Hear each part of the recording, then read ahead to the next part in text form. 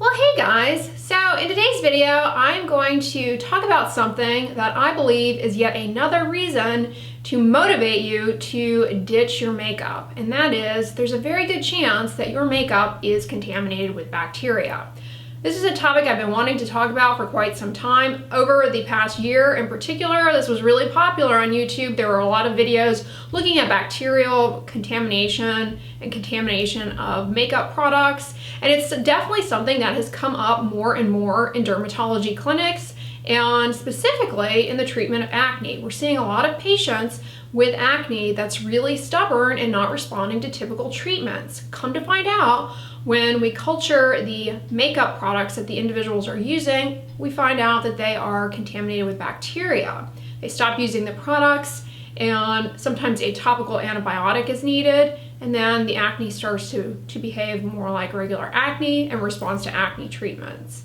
There was a study done this past year, towards the end of the year, in the Journal of Applied Microbiology. It was actually kind of interesting. They put out ads on social media asking individuals to send in their makeup products, and people actually did this. They donated the makeup that they were using to this study, and they got a lot of different makeup products.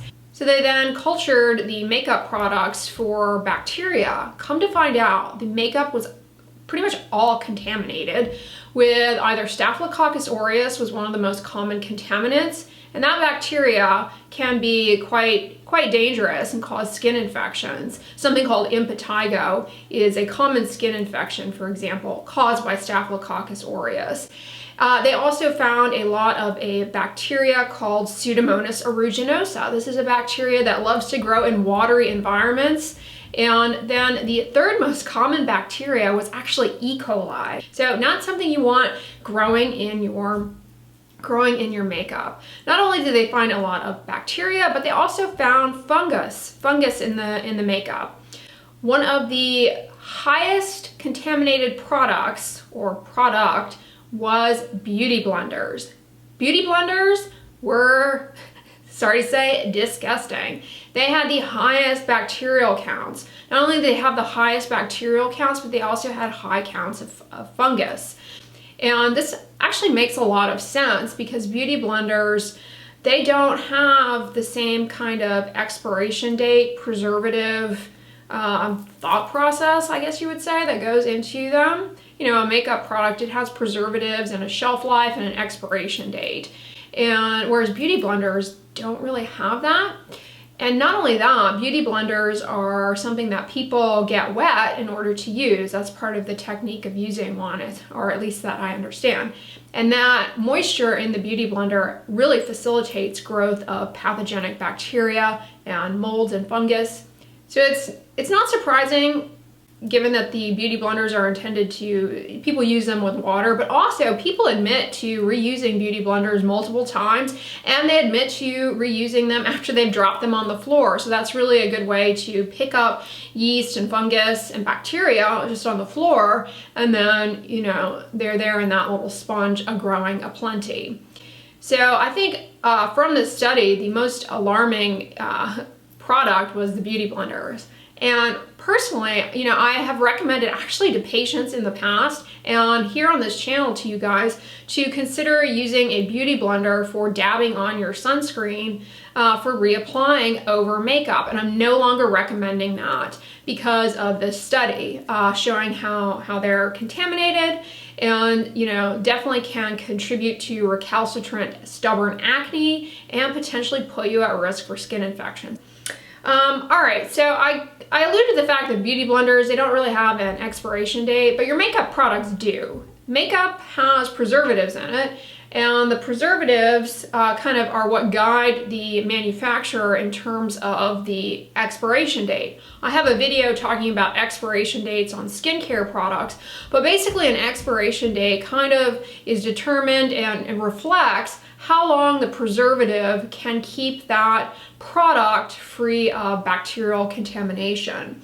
And so if you look on your makeup, you'll see a little jar symbol with a number and an M. That's the number of months after opening that the product can safely be used technically without contamination by bacteria. So I think what ends up happening a lot of times is that consumers aren't aware of that. It'd be helpful if they, put some kind of disclaimer or maybe made that bigger on the front of the box instead of tiny at the bottom or somewhere hidden underneath the jar. But yeah, I think consumers accidentally use products, especially mascara, much longer than they should, and they're putting themselves at risk for bacterial contamination of their makeup products. And we're seeing this. We culture the makeup, and it's laden with bacteria, potentially dangerous bacteria, and yeast and fungi. So pay attention to that little jar if you're a makeup wearer, and keep a little calendar. Just get a cheapy desk calendar that you dedicate to your makeup products, and you write down the day that you open something, and then you calculate forward and put a date, time to get rid of. That way you can always be kind of looking at the calendar at a glance to know when you need to buy something, I guess, and when you need to get rid of things. Having a calendar is a really smart way to keep track of when you open makeup and when it's time to get rid of it and repurchase. As I said in my skincare expiration dates video, though, don't collect makeup. Just like I told you not to collect skincare, don't collect makeup. Having a makeup collection, it's kind of like having your own little microbial petri dish collection. I wouldn't do it. I think really where you also can get in a lot of trouble is, say you open a makeup product and swatch it. Once it's open, the clock starts ticking. So if you are someone who collects makeup, you've already opened it and you're putting it back into your stash, wanting to come back to it at a later date, it may be expired at that time or close to being expired at that time, and then you start using it, and you're putting yourself at risk for bacterial contamination. If you drop something on the floor, chuck it. It can pick up a lot of yeast, bacteria, and what have you on the ground. Now, cosmetics are required to be synthesized in a facility that is sterile. There's all sorts of regulation as far as handling the cosmetics to ensure that they do not become contaminated with pathogenic bacteria, at least at the time they are created, synthesized, packaged up for distribution and sales. However, we've learned this past year that even that's not always a guarantee, specifically when it comes to something that's illegal, which is counterfeit makeup, selling counterfeit cosmetics, and that does happen. And that makeup has been shown to be contaminated because it's not made in a facility that's regulated. It's illegal. So that's definitely something that you can be at risk for. Do not buy counterfeit makeup. Always buy from a reliable store, distributor, and be aware that that does happen. And that I know has received a lot of attention on YouTube this past year in terms of people buying makeup that was contaminated or that had hair or whatnot in it. So yeah, even that's not a guarantee. Go with a reliable, established company, and that's not going to be the case. But pay attention to that little expiration date.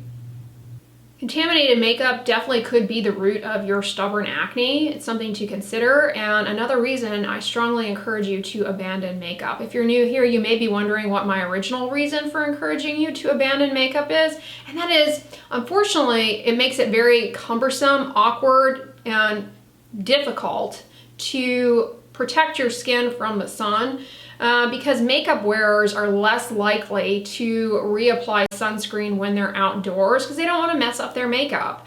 And that can put you at risk for unnecessary sun damage, particularly if you are outdoors for several hours. If you're a makeup wearer, the chances that you're reapplying sunscreen while you're outside are very low. And that's a lot of damaging sun exposure. And I'm pointing this out because one of the failures of sunscreen is that users don't reapply it. And some of the data will suggest that sunscreen actually causes an increased risk of skin cancer.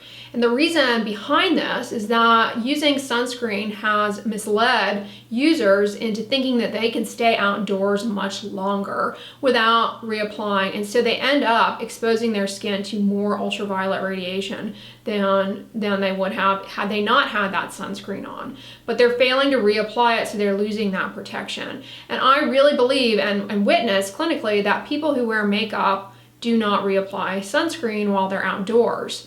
And this really puts you at risk for skin cancer. So that's kind of one of my major reasons for encouraging you to abandon makeup. Also, the more stuff you put on your skin, it's just more allergens that can come onto the surface of the skin and cause sensitization and the development of contact dermatitis. And so that can make pretty much anything worse. Acne, rosacea, any skin concern can be made worse by that.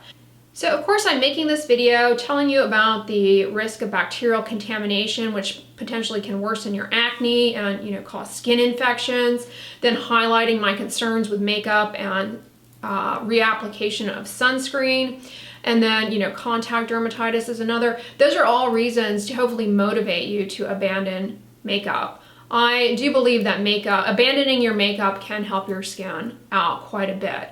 All that being said though, I do not dismiss the fact that wearing makeup can enhance the quality of life for many individuals. So if that is you, I'm not dismissing you whatsoever. I want to help you, and I hope this video with my tips on the calendar and avoiding the beauty blender and kind of making you more aware of the expiration dates, I really hope that that helps you in terms of navigating your makeup to reduce the risk of potentially bacterial contamination and fungal contamination.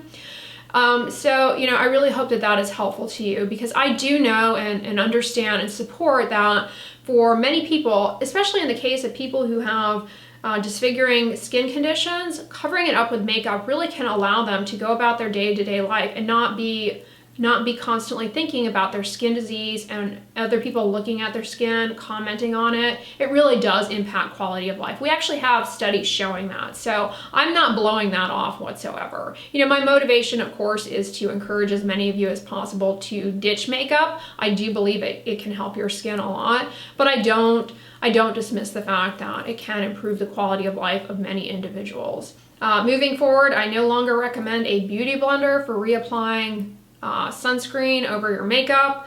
It's still a very tricky situation with reapplying sunscreen over makeup. If you rely on a mineral powder, we know that the mineral powders like the Color Science powder that I've talked about before, that's great. You are getting a little bit of sunscreen sprinkled on, but it's just sprinkles, and there are a lot of gap areas that simply does not cover. You need an actual true sunscreen. Sprays are a little less reliable as well.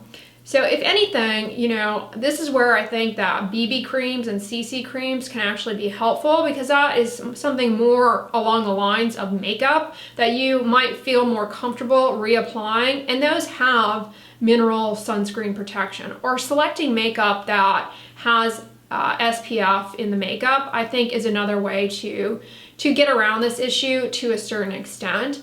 But again, if you're going to be outdoors for a prolonged period of time, say you're out at a picnic or an event, even if it's cloudy out, you really do have to think seriously about just skipping the makeup and putting on sunscreen if you want to protect your skin, reduce the chances of damaging effects from ultraviolet radiation that could set you up for a skin cancer later on down the road. And I'm telling you this because it's, I'm a dermatologist, and this is what I want you all to be aware of in terms of the health consequences of excessive sun exposure. But then again, even if you are wearing sunscreen and doing diligence by reapplying it, you still need to wear a broad brimmed hat to protect your skin while you're outside for a prolonged period of time. Cover up, seek shade at least. So sunscreen is really only one part of sun protection. So if you're a makeup wearer, get yourself a big hat. That's another tip. While you're outside, big sunglasses, that too can really help. And it just helps protect areas of your skin that you're not going to necessarily want to put sunscreen on because of the makeup. So I hope this video was useful to you guys. If you liked it, give it a thumbs up, share it with your friends, and as always, don't forget, sunscreen and subscribe. I'll talk to you guys tomorrow. Bye.